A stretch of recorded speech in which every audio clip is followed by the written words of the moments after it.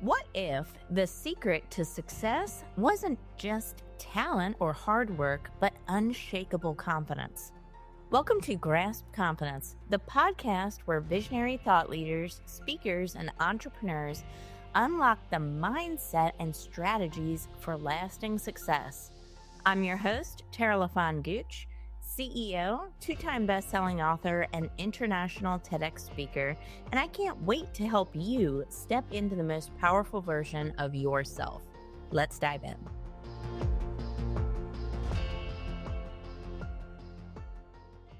Cara Truitt is a visionary leader, TEDx organizer, and community builder. Dedicated to fostering deep connections and personal transformation, as the founder of Art of You Retreats, she curates immersive experiences designed to help individuals reconnect with their authentic selves, embrace their unique gifts, and cultivate meaningful connections. With a passion for creating spaces that inspire growth, self-discovery, and empowerment, Kara's work blends mindfulness, creativity, and leadership to guide others on a journey of self-realization.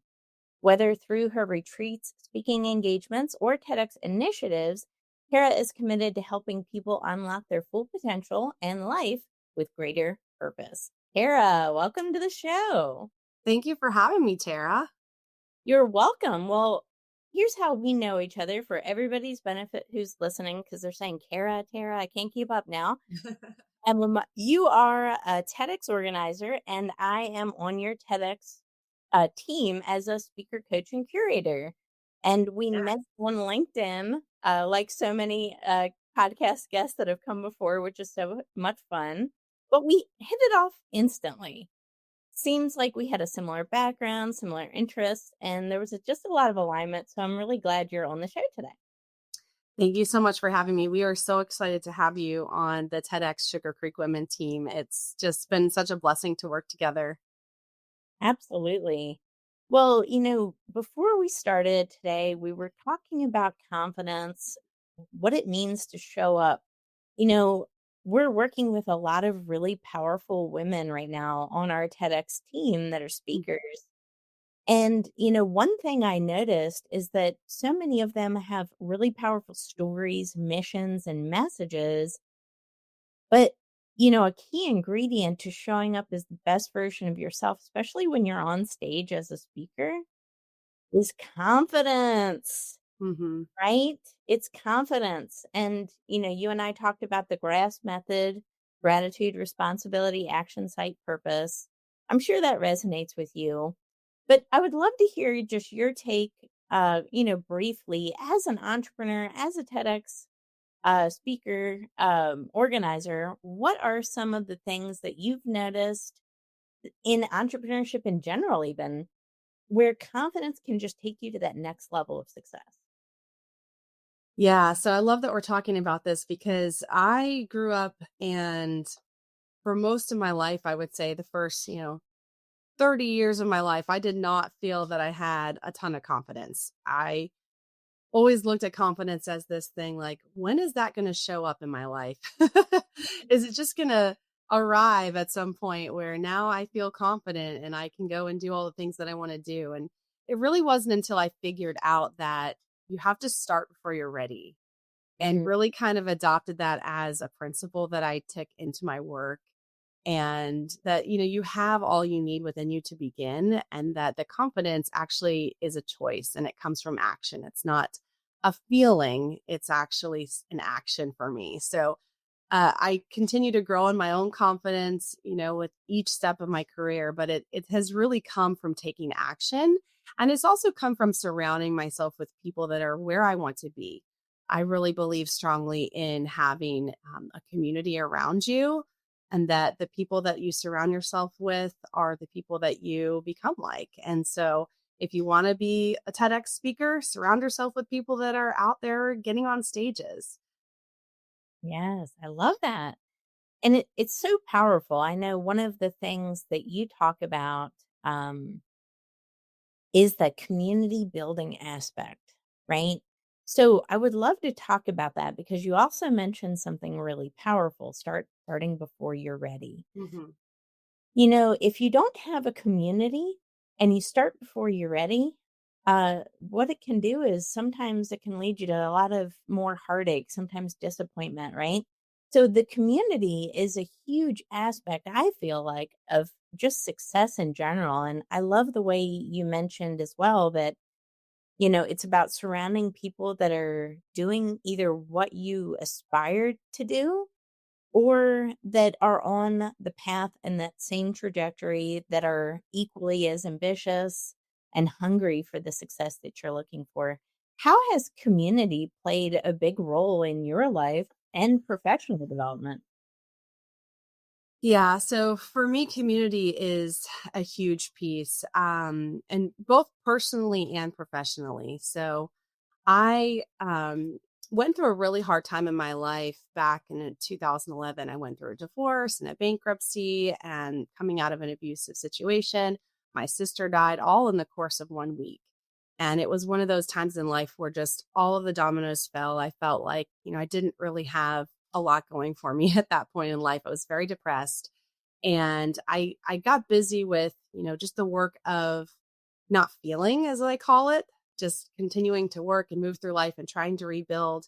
But it wasn't until I found community again, which was, a couple of years later, and I found that through a yoga studio in Charlotte where I live. I realized how much had been missing. And so once I kind of landed myself in a space that really I felt just at home, and I felt like the community was extremely supportive of me and of, the things that I was trying to create, everything really kind of shifted for me at that point. I went on, fast forward, to actually purchase that business. I started working in at the desk, and then I became the business manager and the director of operations over a few years. And eventually, the owner was leaving and sold that yoga studio to me.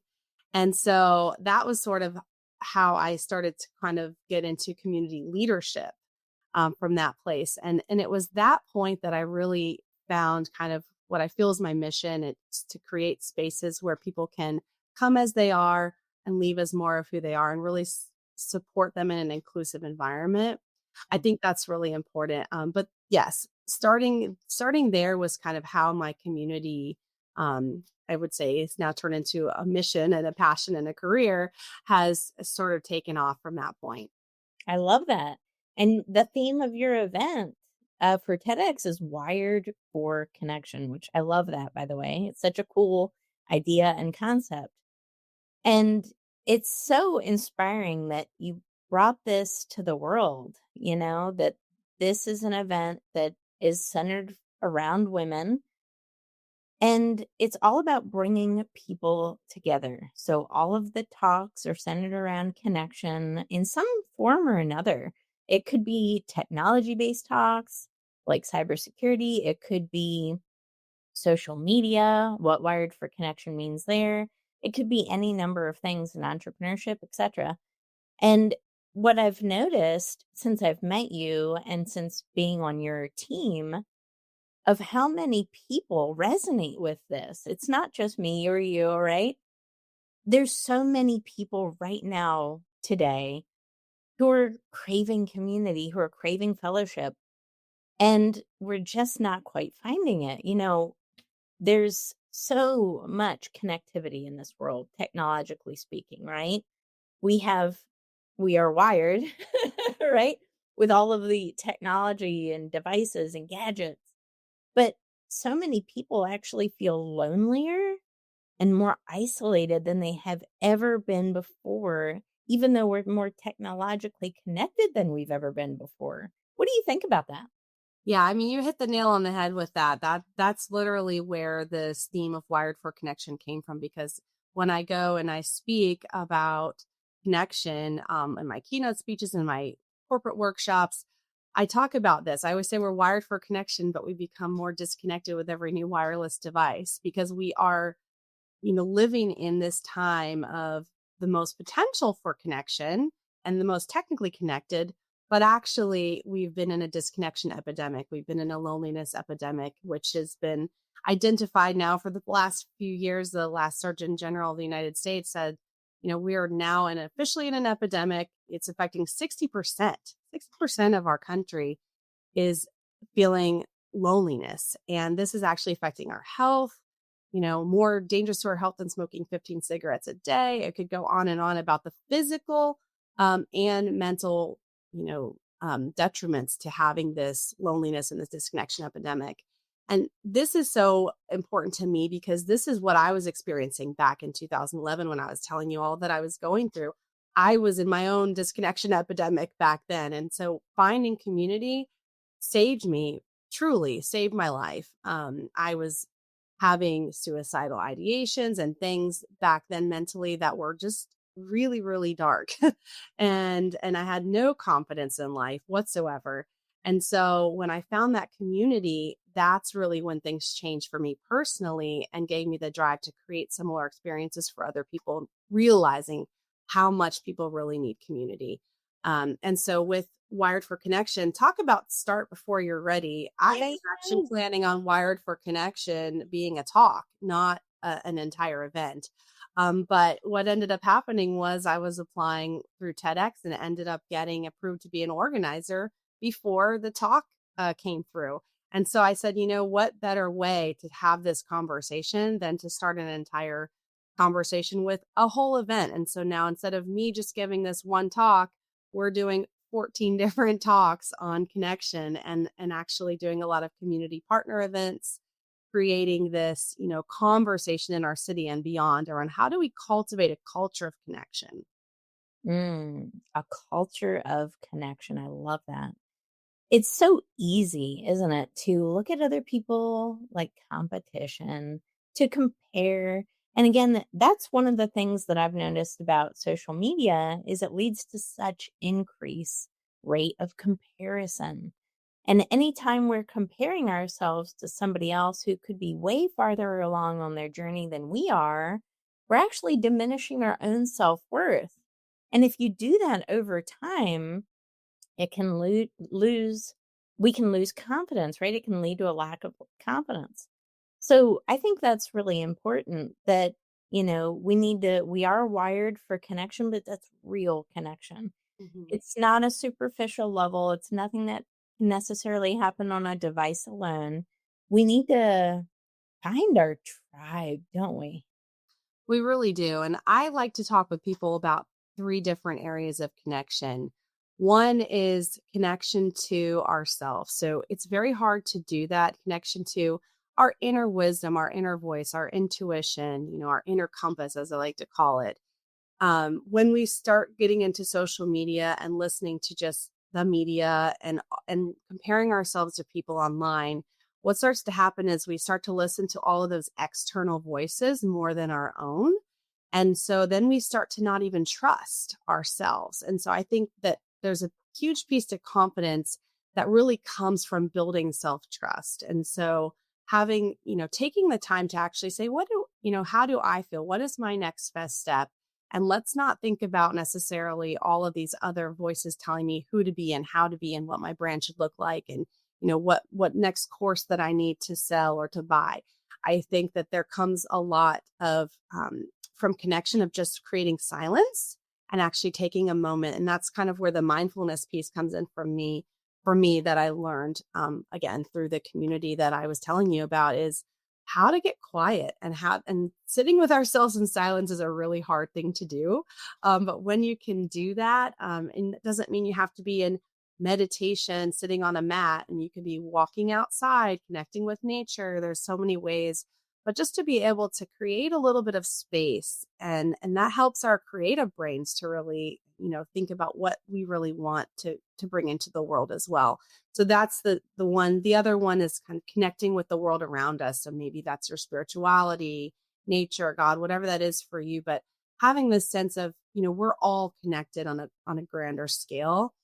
And then again, connecting in community, that really community level where you're going in person with people. And there's a lot that we can do online, which is great to be able to have some virtual communities. But I always say too, like, if there's a mascot for the time that we're living in, it's the black Zoom screen.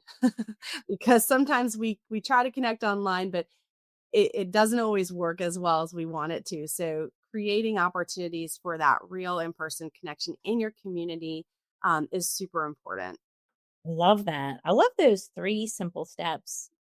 So, if somebody is listening to this right now and they're saying, "That's great. I love this. I feel lonely. I feel disconnected. How do I get started?"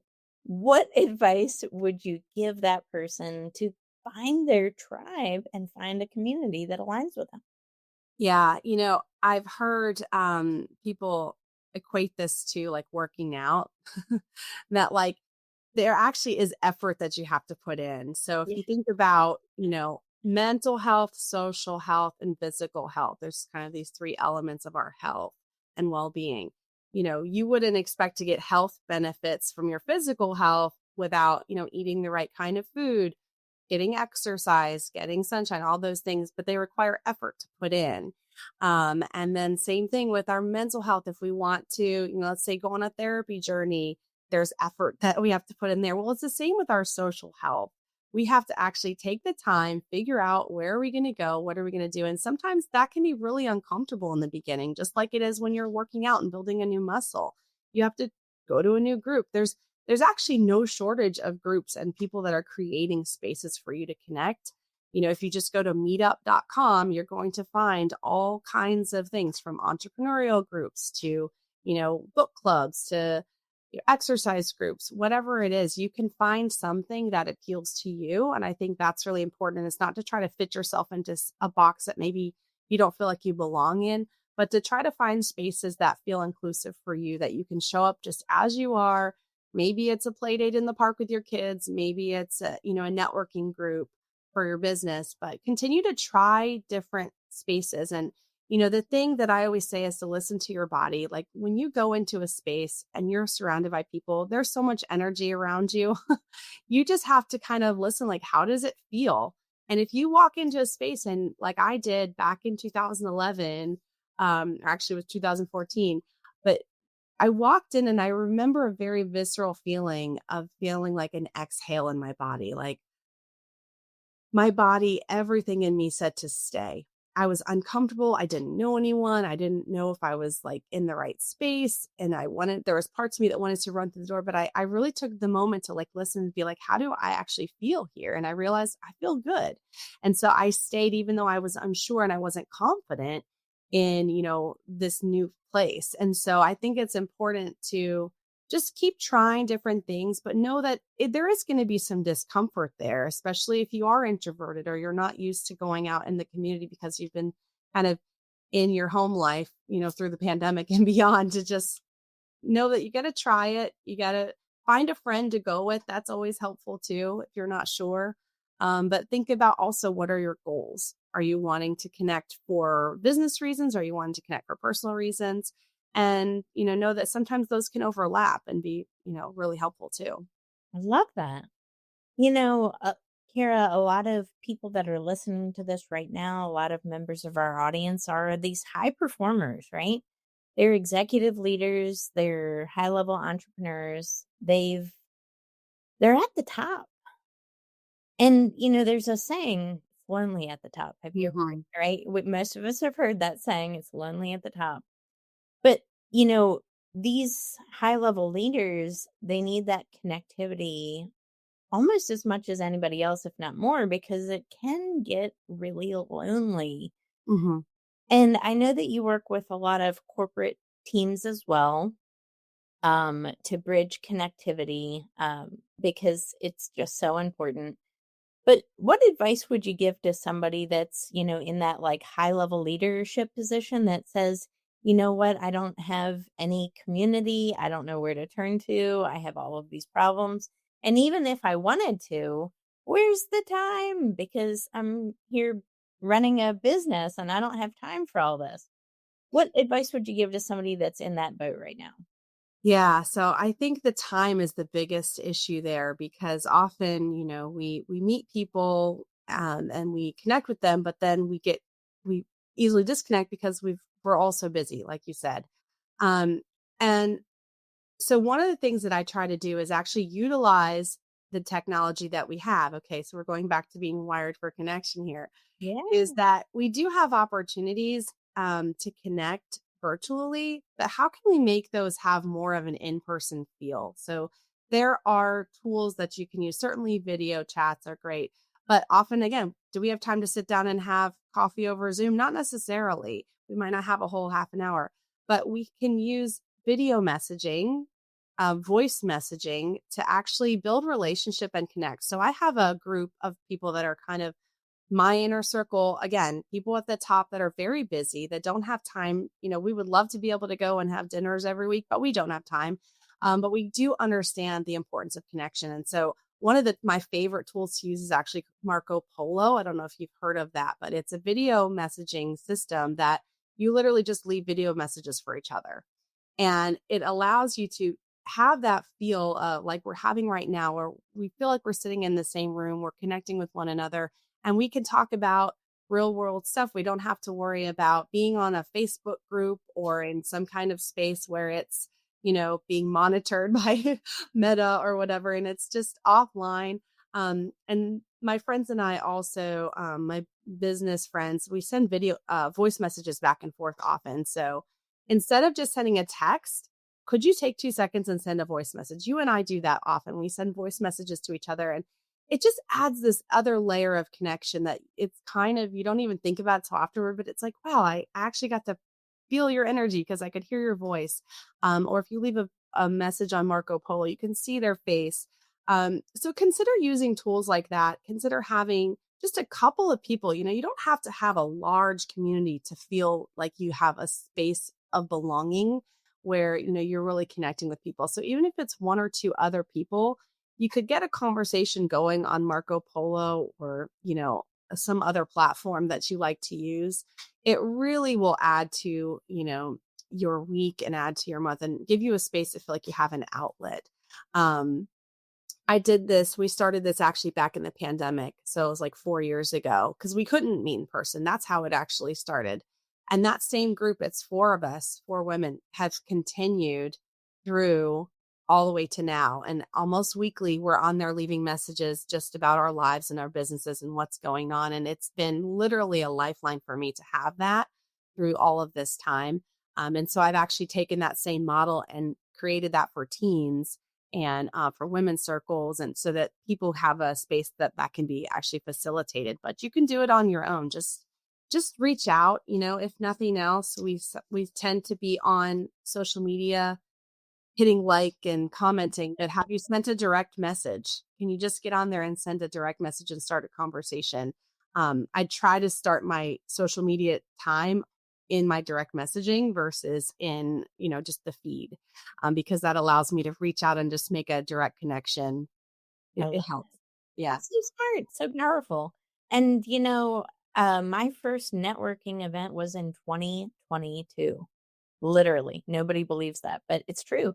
I had never gone to a networking event, and it was online and I didn't know anybody. But I realized something powerful at that meeting. The power of connection and how your life can change with one event because mine did. And then that led to another and another and another. And then I just started finding networking groups. And then all of a sudden, you become a kind of super global connector for people all over the world. There's not a day that goes by I'm not connecting somebody with somebody else. It could be Sweden and Africa, Italy and Japan. It doesn't matter. I will connect you, right? And Yeah. it's funny because I literally feel like I just got started on this like connecting journey, this networking journey. So I'm excited to see, where this can go. But the power of connection is real. And I encourage everybody right now to think of, one person. If I'm going to give a call to action for the end of this episode, I'm going to say, reach out to one person today, close the gap with one relationship that you have. Maybe there's a little distance there. Maybe things ended not so great, or you just haven't talked to somebody in a while that you care about. Reach out to one person, connect with them, or it could be somebody brand new that you connect with. Find a commonality, a shared interest, and reach out to them with love and compassion. And you will be surprised if you do this every single day, which I do. I always make networking the number one priority of my business every single day. I don't go a day without it. And it really does reap the benefits.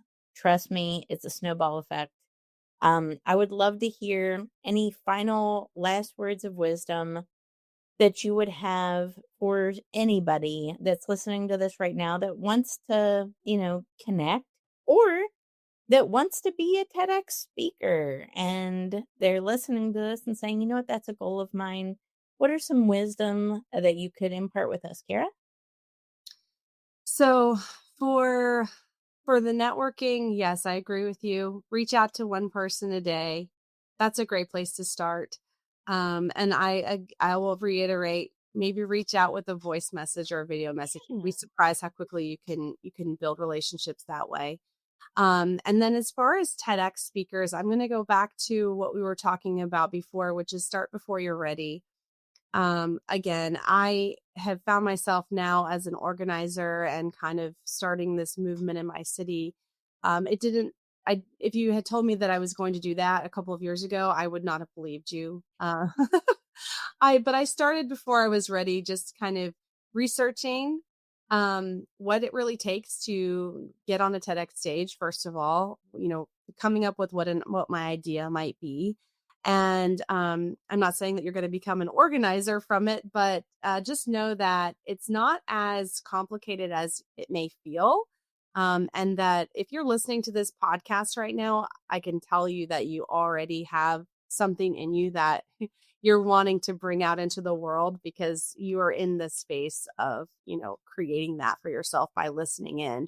And so just start before you're ready. Reach out to me, reach out to Tara. We can tell you how to get an application sent in. It's really not complicated. And just know that the confidence will come after you take the action. Yes, I love that. If you don't start before you're ready, you'll never start. That is a fact. I heard a really good quote that put it all into perspective last week or the week before. I wish I could remember who said it, but he was high up in a huge, huge company like Microsoft, something like that.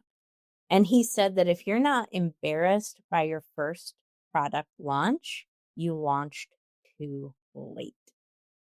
Ooh, I, that's good. I look back at stuff that I did, my first podcast recording, my first everything, and I'm a little embarrassed. You know what? It's a great thing, because if I would have waited until I was ready, no lives would have been impacted. None of them. This podcast, prime example, started before I was ready. I had no experience producing podcasts, right? But you start, and then all of a sudden now we're at 103 episodes, I think is what this is, or 102. So you just start, and then when you lead with action, the confidence comes, it follows. Success is also a byproduct of that. Everybody is always interested in how to become successful without taking action. It does not equate. You have to have both parts of that equation in order for it to be complete. You truly do. So, Cara, I'm sure everybody is going to want to know how to connect with you. What are the best places to get a hold of you? So for speaking inquiries, you can visit caratruitt.com. And for TEDx, you can find us over at TEDxSugarCreekWomen.com. I love that. So proud to be part of your team. Cara, thank you so much for being an amazing guest today. And thank you for everyone who tuned into this episode of Grasp Confidence Podcast. Guys, don't forget to subscribe, share, like, and leave a review. We are growing in a lot of countries, and it's because of your support. So let's keep it coming. We will see you on the next episode. Take care.